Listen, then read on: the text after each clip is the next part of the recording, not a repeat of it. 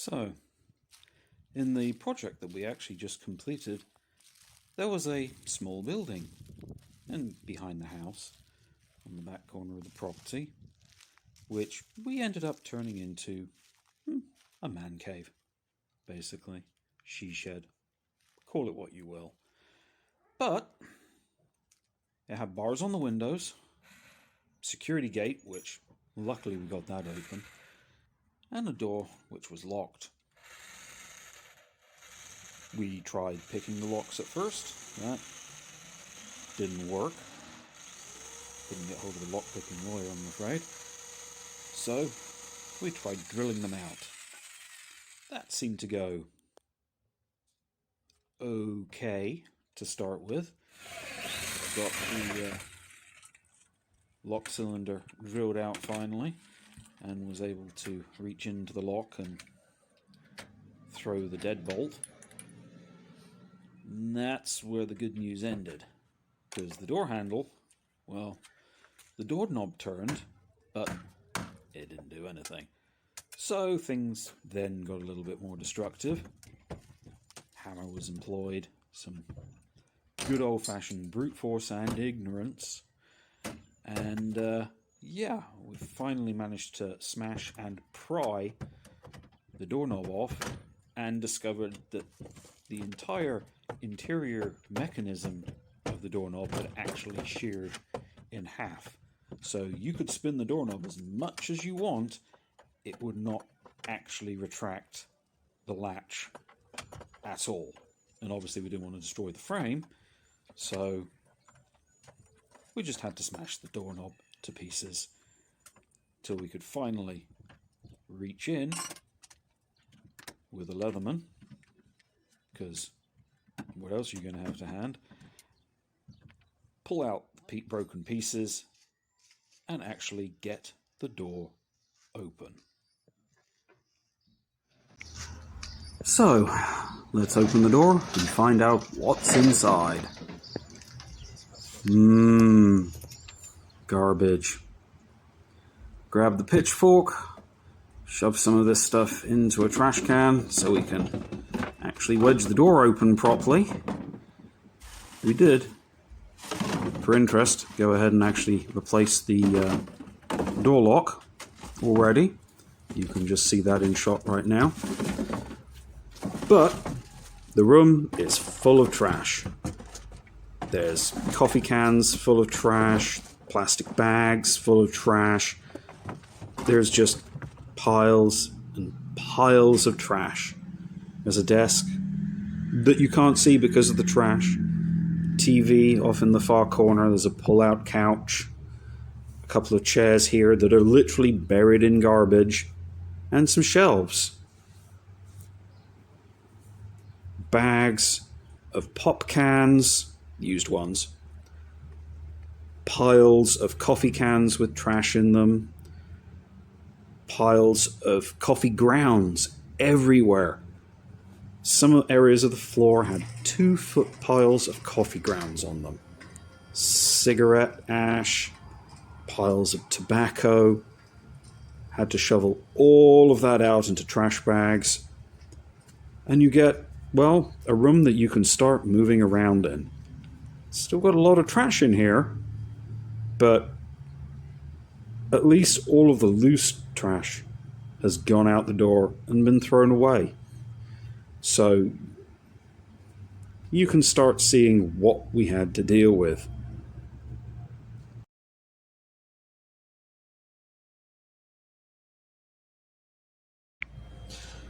Well, we've gotten most all of the trash taken out now. There's still a few bits, and of course you end up finding some things you want to keep. I'm keeping that big TV, for example, because I have old game consoles, and old game consoles prefer tube TVs to LCDs. And you get to see the damage done to the ceiling here, where a tree branch had poked its way through the roof. So obviously we're going to have a new roof put on, and we're going to replace all those ceiling tiles with some sheetrock. There's still some things on the shelf need to go through, but for the most part everything's cleaned out, carpet's gone. We've now moved the few things that we're keeping to the other end of the room so we can get a look at this workbench area and the walls, which are quite gross. We're going to go ahead and take the workbench out because it's, well, damaged in places and quite honestly too hard to clean.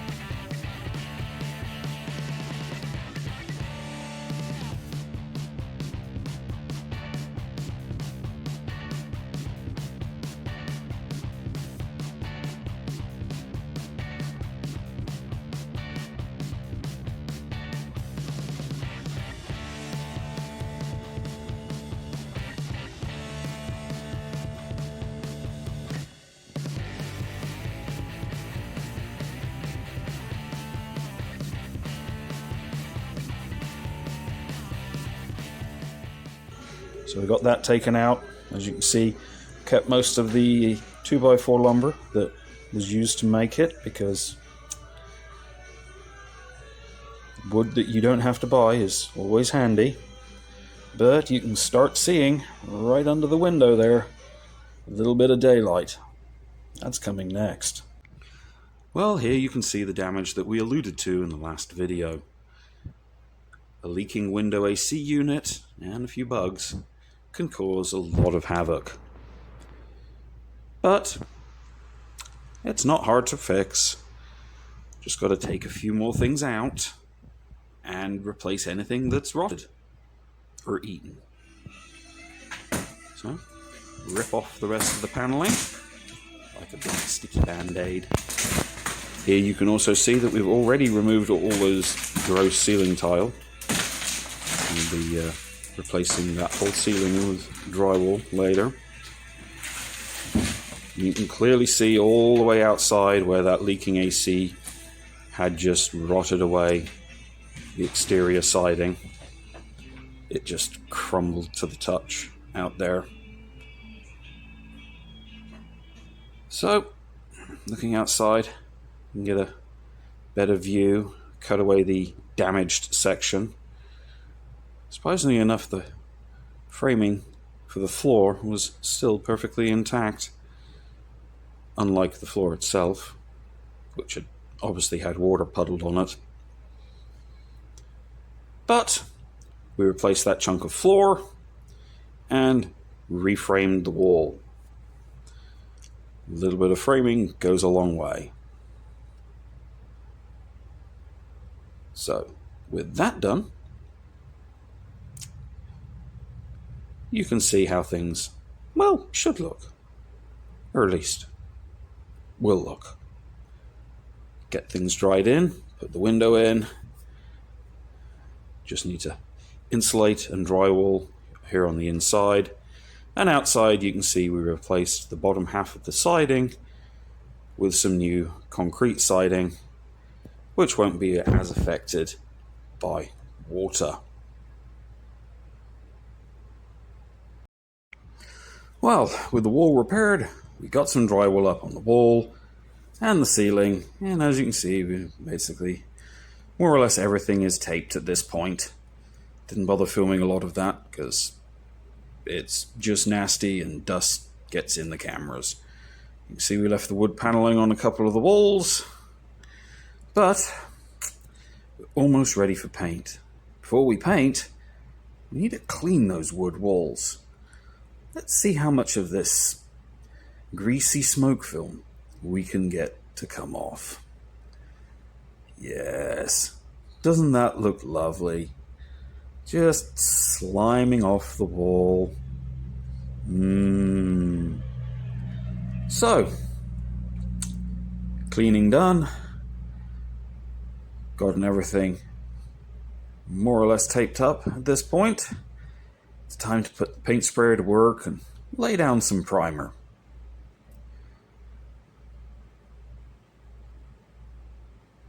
Going to start with all the little nooks and crannies, because quite frankly, who wants to roll this stuff? Admittedly, we actually did roll the finished paint on. That's another story. But just gonna get in, spray on a nice coat of primer, get it in all the little nooks and crannies, and have things start looking livable again. Not gonna lie, one or two stains did actually pop out on this shelving.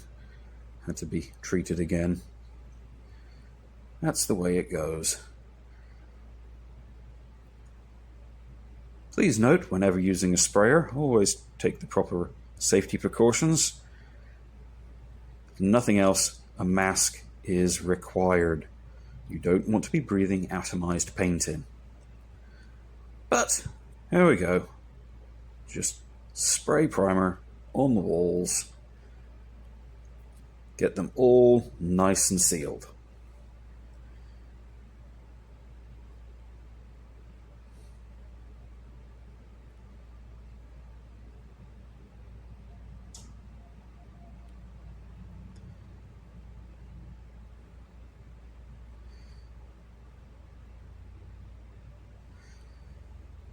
This is actually a bit of a miserable job. There's nothing worse than getting covered in paint overspray. And the best way to get covered in paint overspray is use a paint sprayer.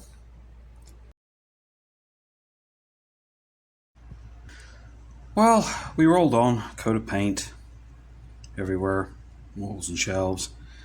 At this point, it's time to get on with the floor. Installing a click lock floating floor. So obviously that means putting down a underlayment pad, which in this instance happens to double as a vapor barrier, which is why it wraps up the wall. All those seams get glued down,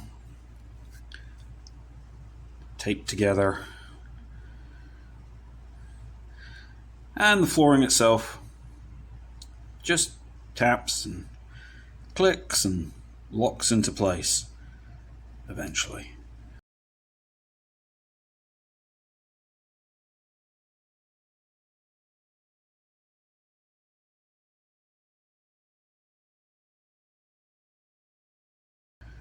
Obviously, have to grab a vibrating cut tool, cut the trim around the door so that the flooring will go under the door trim for a nice clean finish there. And for the most part, it's simply a lot of do a couple of rows, cut pieces for the ends, use those as starters, rinse, repeat, rinse, repeat. Put down more underlayment and keep going.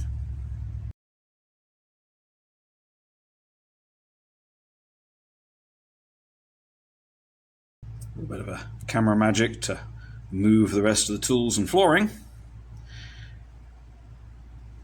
And more underlayment and more flooring.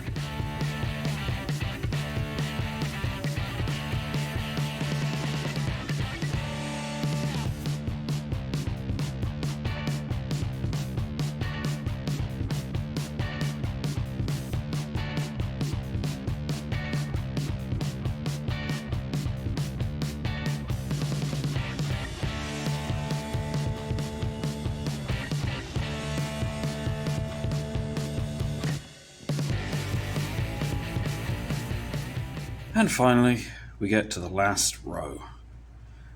Probably the hardest row to install in this room. Getting the pieces to click into place is not easy. And then finally, the last piece. To cut, click, and tap into position. Pry bars are your friend here.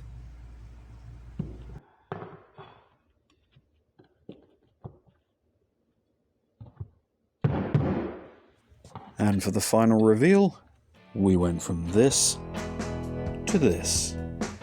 The finished product, both outside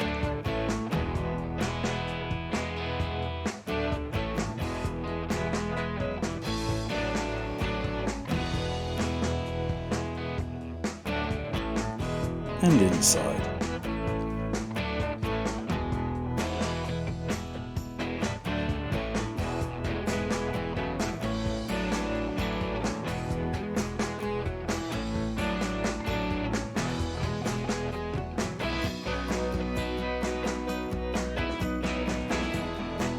If you enjoyed this video, please make sure to hit the like button and subscribe for more content coming soon.